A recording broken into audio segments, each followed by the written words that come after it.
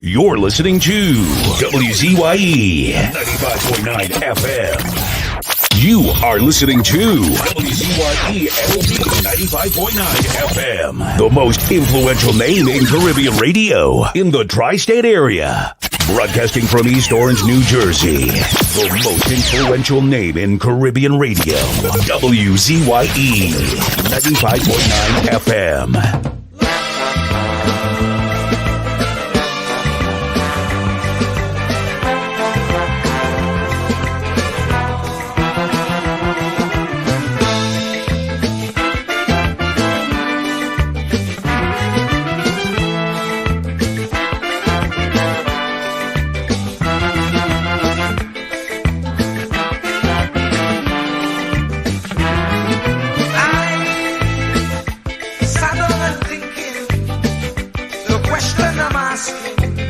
Is Pharaoh still existing?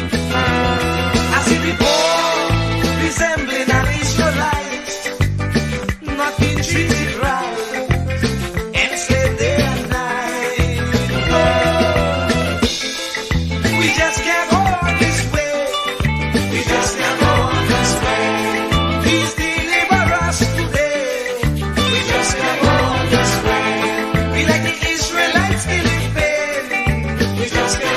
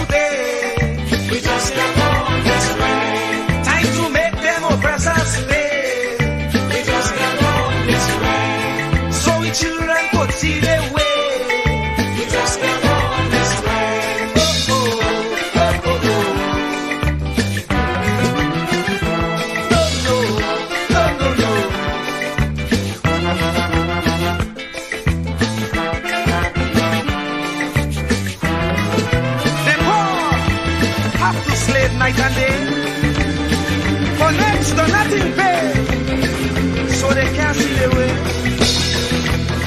We don't enjoy equal facility, like Pharaoh and company, brainwashing we say we free. We just can't go this way. We just can't go this way. Please deliver us today. We just can't go.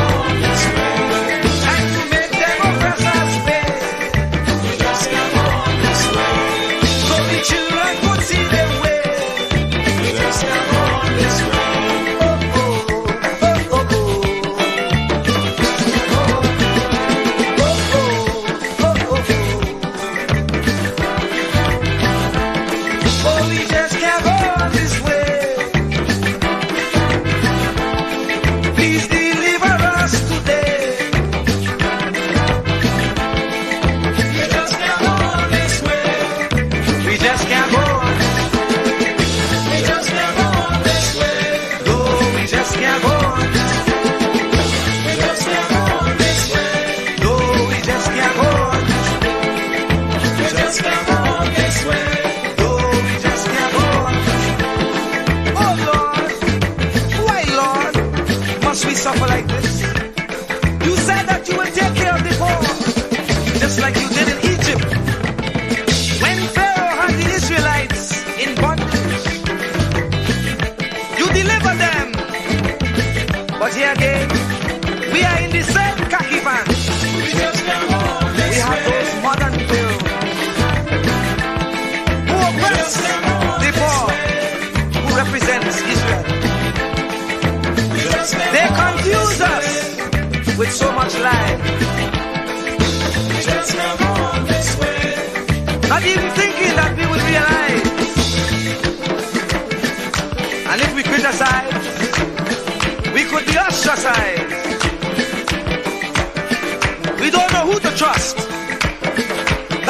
say, Lord, please listen to this prayer that comes from before. Please send us another Moses again. Oh, we just can't go on this way. Please deliver us today. Time to make them oppress us stay. So the children could see their way. Make them get on their knees and pray. Then I'll be up to judgment day. Oh, just can't make it this way. Please deliver us today. Be like the Israelites did it day.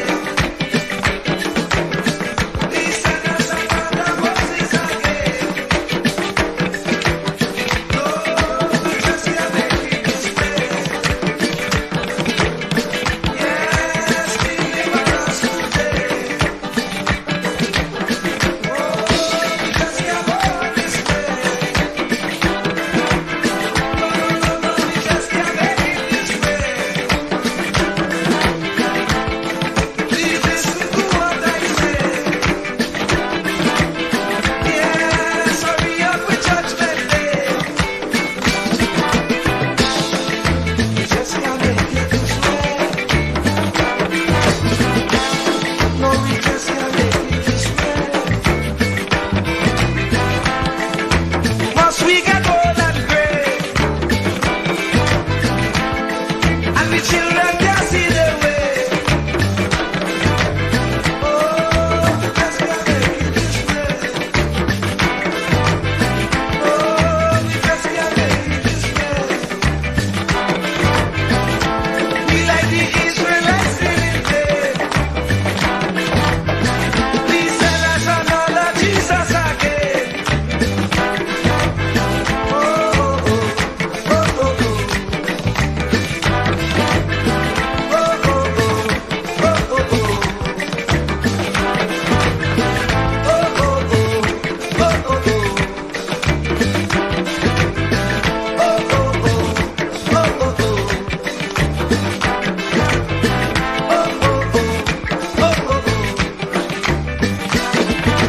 oh, Lord, we just can't go this way. Lord, we just can't make it this way. No, no, no, no, we just can't go this way. Please hurry up with judgment day.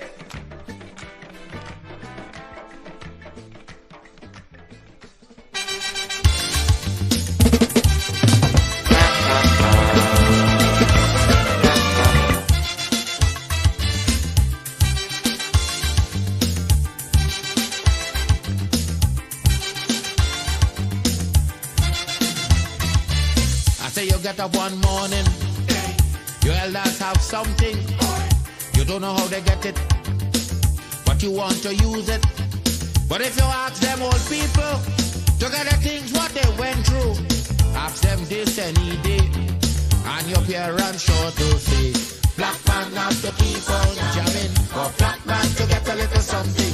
Make up your mind, brother, that you're able to get a pulley and jam with the devil. Why? Black man have to keep on jamming, for black man to get a little something. Make up your mind, brother, that you're ready to swim offshore and hold your boat steady. Black man have to keep on jamming, for black man to get a little something. So when you hear you get a little something with that dragon, now you keep watching, because I don't tell you already. Black man don't get nothing easy.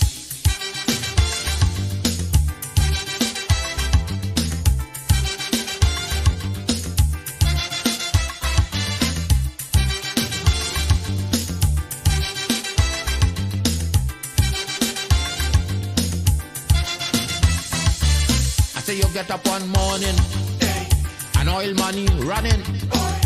How it come you don't know, so they did care how the thing go. But if they read about Uriah, they wanna find out the pressure. How we get so much old hell to get a penny from TLL. Black man have to keep on jamming. For black man to get a little something, you got to take up your own cash money, pay people for your own refinery. Black man have to keep on jamming. For black man to get a little something, make up your mind to be a magician, to make money out of scrap iron. Black man have to keep on jamming. For black man to get a little something. So when you hear you get a little something, with that eagle eye you keep watching, because I don't tell you already, black man don't get nothing easy.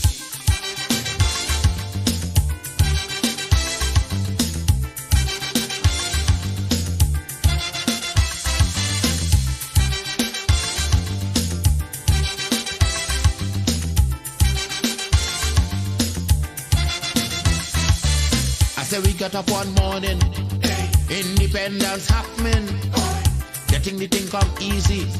Now they're taking liberty, but if they know about petition, we are to send to England for some woman to tell we in this colony free. Black man have to keep on jabbing, for black man to get a little something. You got to go to conference in England to get independence in your own land. Black man have to keep on jamming, for black man to get a little something. People hold you, humiliate you, turn on and sell you, and then they free you. Black man have to keep on jamming, for black man to get a little something. So when you hear you get a little something, with that dragon eye you keep watching, because I don't tell you already, black man don't get nothing easy.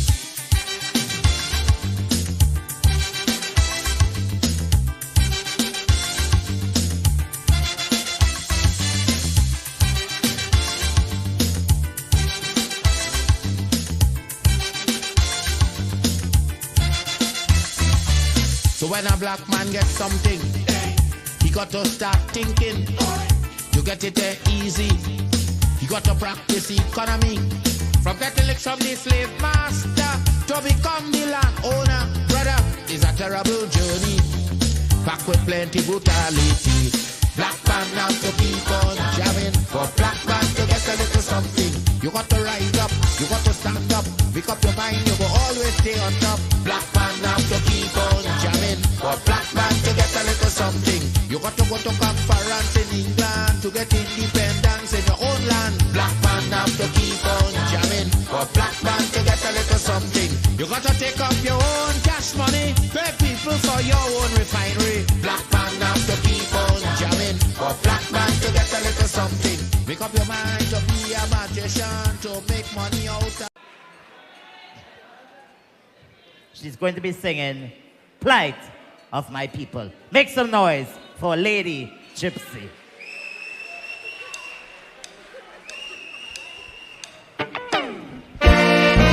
No, plight of my people.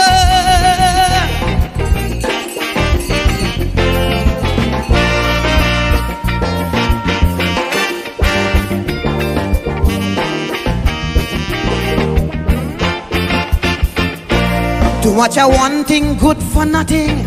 Too much a good thing, never enough. I don't know why my black people cannot see. No party never care about we. Every election we so devoted. How we love up we PNM.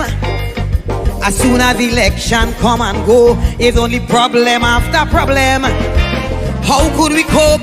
Man lost their hope. I ain't seeing no solution. Every time PNM come in power, it takes a toll on black man. I don't want to sound like a racist, but this is what I can see.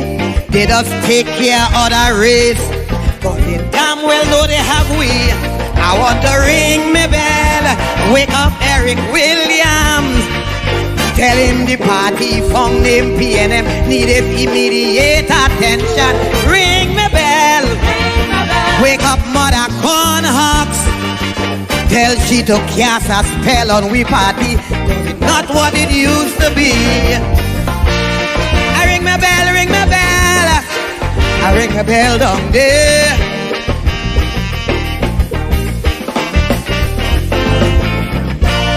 I ring my bell, ring my bell, I ring my bell down there. This thing is becoming out of hand. It's time this damn nonsense stop. If you don't sing a P&M song, from Skinner Park you'll be dropped. Calypsonian could have sing what they want. We were the spokesman for the people. Eric Duffy, Chambers Dunphy. When Kamala drunk, how she like to pee. Calypsonian, no, that's no way to go. Too much happening in we country. All this killing spree, young woman body, but only about P&M you could sing. All them songs playing on the radio, all you singing with Kamala do. But when P&M do a wrong thing, I hear a word from you. I want to ring my bell, wake up Mother Carcel. Every Monday she preach on Wack Radio and is the biggest critic of Calypso. Ring my bell for Patsy and Joni. I want them two cultural lovers to know not only P&M song is Calypso. I ring my bell, ring my bell. I ring my bell down there.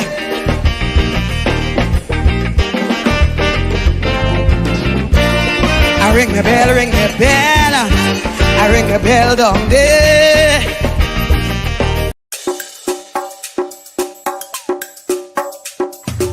Keep me as the apple of thine eye. Hide me under the shadow of thy wing. O Lord, my Savior. It's so hard to deal with personal struggle. So sad when you feel alone in your trouble. It's real hard when you want to talk to a brother. It's so bad because of how some look at you after. So Jesus, cover me while you fix it. Cover me while you fix it. Cover me while you fix it. Jesus, cover me. Cover me while you fix it. Cover me while you fix it. Cover me while you fix it. Jesus, cover me. Cover my head. Satan want me dead. Cover my back from human attack. So Jesus, cover me while you fix it. Cover me while you fix it. Jesus, cover me while you fix it. Jesus, cover me. People see you smile, but don't know the hurt that you're feeling. Even as God's child, at times your heart does be bleeding. Where can you go when you're really looking for healing? Who know how to flow when your soul needs some restoring? So Jesus, cover me while you fix it. Cover me while you fix it. Cover me while you fix it. Jesus, cover me. Cover me while you fix it. Cover me while you fix it. Cover me while you fix it. Jesus, cover me. Cover me home from evils unknown. Cover my feet so I'll never retreat. Oh Lord, cover me while you fix it. Cover me while you fix it. Cover me while you fix it. Jesus, cover me.